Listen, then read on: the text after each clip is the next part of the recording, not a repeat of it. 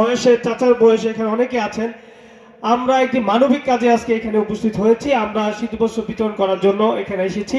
আমাদের নেতা জনাব তারেক রহমান 5 তারিখের পরে যারা সারা বাংলাদেশে অনেক ধরনের অপকর্ম হয়েছে, সেটা আমি আপনাদেরকে একটু ব্যাখ্যা দেবো 1 মিনিটের ভিতরে। যারাই করেছে তারা দলের, আমাদের বাংলাদেশ জাতীয় দলের কেউ নয়।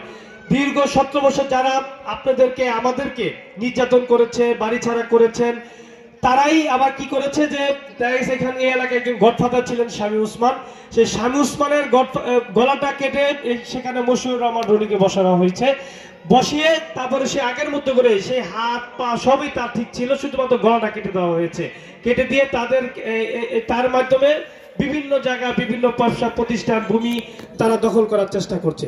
আমাদের নেতা জনাব তারেক রহমান মেসেজ একটি, সেটি হচ্ছে দীর্ঘ 17 বছর কুকুরের মতো যারা সাধারণ মানুষকে কামড়িয়েছে, সাধারণ মানুষের সম্পদ, ব্যবসা বাণিজ্য, জমি বাড়িঘর লুট করার চেষ্টা করেছে এবং লুট করে সাধারণ মানুষকে নিঃস্ব করেছে, আমরা সেই পথে হাঁটতে চাই না। আমরা হাঁটতে চাই সাধারণ মানুষের সাথে থেকে সাধারণ মানুষ কিভাবে একটু ভালো থাকতে পারে, কিভাবে সাধারণ মানুষের কি কি সমস্যা আছে সেটা মিটাতে পারি আমরা।